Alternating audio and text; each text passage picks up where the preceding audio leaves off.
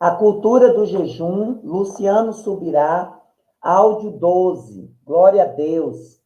Se fosse proibida a notoriedade de nossas boas obras, como seria possível resplandecer a luz diante de outros? Como seria possível os homens verem as boas obras que praticamos? Penso que o diferencial seja encontrado na parte final da declaração de nosso Senhor. E glorifiquem o Pai de vocês que está nos céus. O ponto em questão é quem recebe a glória, Deus ou o homem. Se agirmos corretamente, o que inclui um alinhamento das motivações do coração, o Pai Celestial será glorificado. Não era isso, porém, que os hipócritas, confrontados no Sermão do Monte, estavam fazendo. É só observar o teor da exortação de Cristo. Evitem praticar as suas boas obras. Evitem praticar as suas obras de justiça diante dos outros para serem vistos por eles, porque sendo assim, vocês já não terão nenhuma recompensa junto do Pai de vocês que está nos céus. Quando, pois, você der esmola, não fique tocando trombeta nas sinagogas e nas ruas, como fazem os hipócritas para serem elogiados pelos outros. Em verdade lhes digo que eles já receberam a sua recompensa. Mateus 6, 1 e 2. Acerca da frase, para serem vistos por eles, John Wesley comenta: o simples fato de sermos vistos enquanto fazemos quaisquer dessas coisas é uma circunstância puramente indiferente, mas fazê-los com o propósito de sermos vistos e admirados, isso é o que o nosso Senhor condena. Quando Jesus falou sobre não tocar trombeta, referia-se àqueles que desejavam reconhecimento pessoal. Não há registros bíblicos nem históricos que sustentem uma prática literal de tocar trombeta no ato da esmola, o que sugere o emprego de uma alegoria que remete à intenção de chamar a atenção para si. Ou seja, a esmola daquelas pessoas não intencionava glorificar a Deus, mas sim a elas mesmas. Por isso, o rótulo de hipócritas coube-lhes tão bem, uma vez que o termo grego Upokrites significa intérprete, ator, artista de teatro, razão pela qual passou a ser usada para indicar um dissimulador ou impostor. James B. Shelton comenta o uso dessa expressão. Era originalmente usado para descrever atores, apropriado aqui, visto que o doador ostentoso está representando para uma audiência. Aprendi desde garoto que a Bíblia explica a si mesma. Ela é perfeitamente harmoniosa, ou seja, as diferentes porções bíblicas não concorrem entre si, elas se complementam. Sendo assim, como conciliar a ordem de Jesus para que nossa luz brilhe diante dos homens com a ordem de não tocar trombeta diante de si? Cristo estava condenando a autopromoção, que busca glória para si e não a possibilidade de compartilhar com o coração correto as práticas da vida cristã que glorificam a Deus. A Bíblia fala, por exemplo, de pessoas que davam esmola. Em Jope, havia uma discípula chamada Tabita, nome este que, traduzido, é Dorcas. Ela era notável pelas boas obras e esmolas que fazia. Atos 9, 36. O texto enfatiza que Dorcas era notável pelas boas obras e esmolas. Qual o propósito de tal informação? Ajudar a promover o ego daquela irmã? Claro que não. Era estabelecer um padrão de comportamento a ser imitado. Observe a instrução de Paulo a Timóteo. Somente poderá ser incluída na lista de viúvas aquela que tiver mais de 60 anos, que tiver sido esposa de um só marido e que seja recomendada pelo testemunho de boas obras.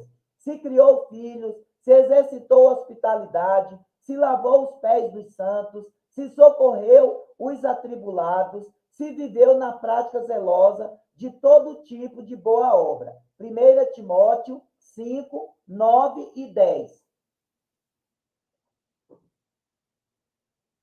Como alguém seria recomendado pelo testemunho de boas obras, se as mesmas nunca fossem vistas ou pudessem ser comentadas?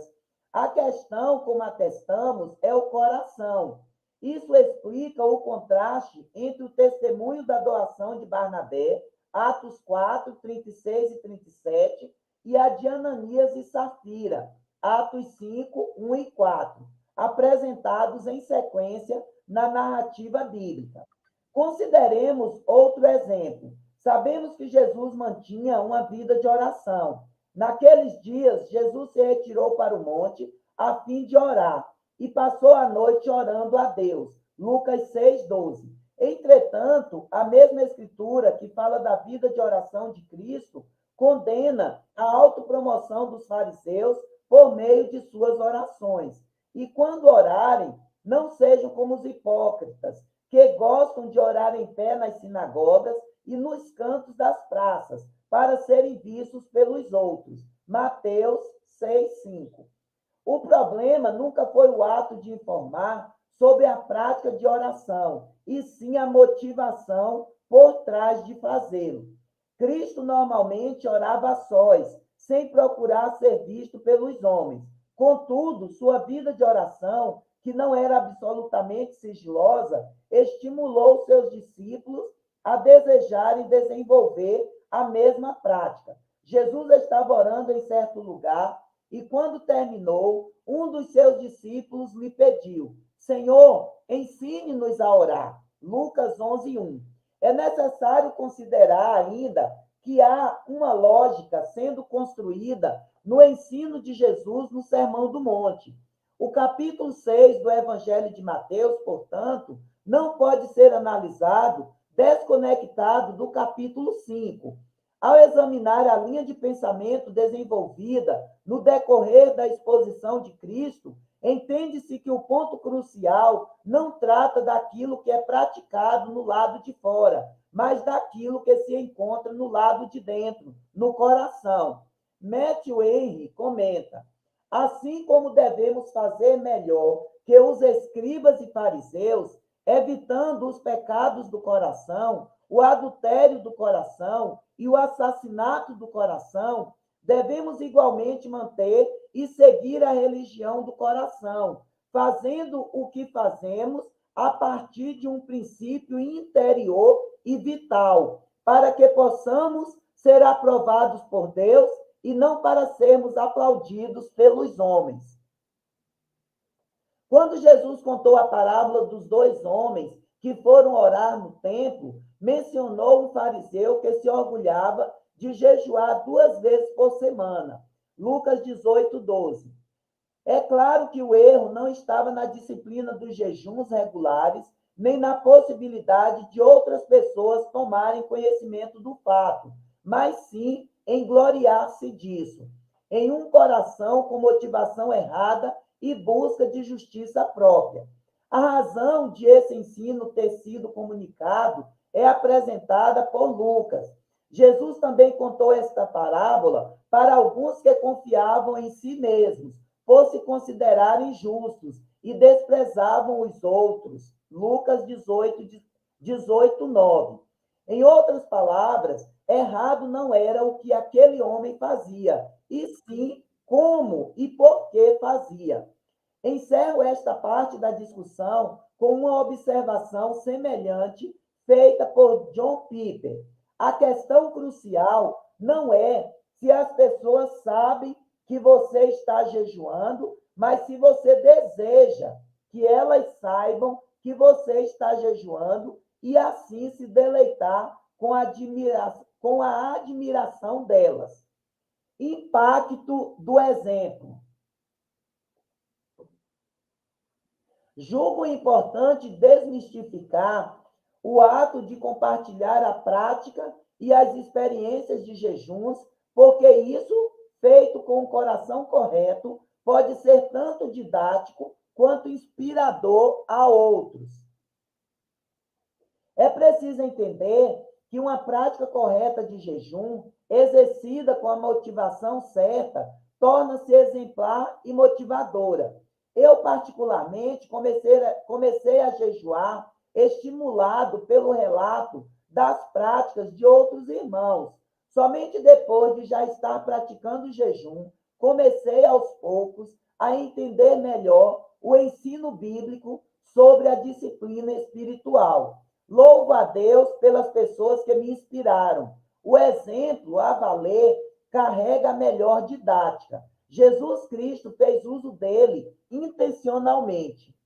Ora, se eu, sendo Senhor e Mestre, lavei os pés de vocês, também vocês devem lavar os pés uns dos outros, porque eu lhes dei o exemplo, para que, como eu fiz, vocês façam também. João 13, 14 e 15. Que o Senhor não limitou o seu exemplo somente ao lava-pés é incontestável. Ele é nosso modelo e referência em tudo, o que inclui também a prática do jejum. De igual modo, os que imitam Cristo também se tornam referências a serem imitadas. Seja o meu imitador, sejam meus imitadores, como também eu sou imitador de Cristo. 1 Coríntios 11, 1.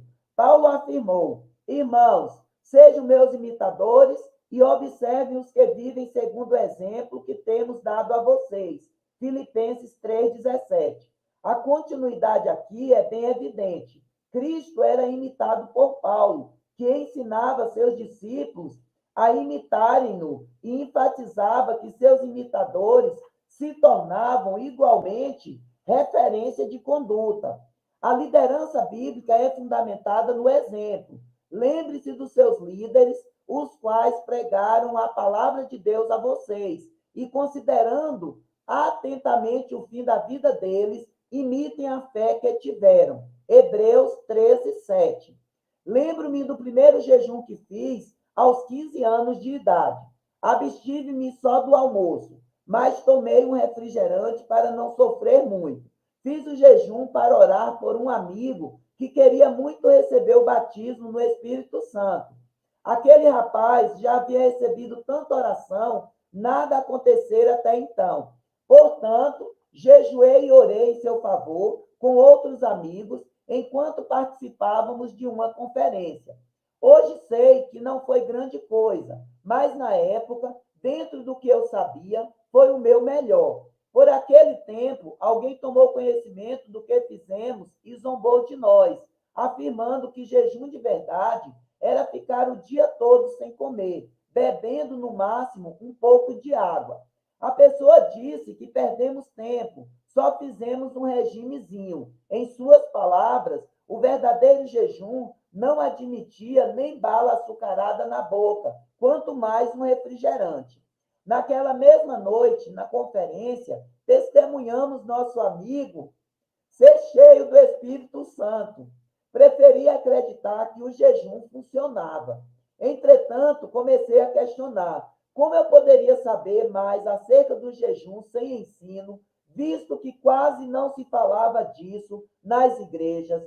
Como eu poderia encontrar pessoas que fossem uma referência no jejum, quando os poucos que jejuavam eram proibidos de contar? Tempos depois, ouvi outros irmãos comentarem sobre jejuar por um dia inteiro e depois mais de um dia. Então fui atrás, imitando-os, seguindo o exemplo.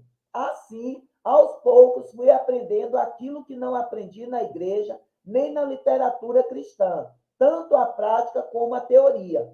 Para não pecar por imprecisão, é justo reconhecer uma leitura que exerceu grande influência sobre minha vida no que concerne a jejuns prolongados, que foi a do livro O Vinho Novo é Melhor, cujo tema principal não é o jejum, mas que acendeu uma faísca de inspiração em meu interior.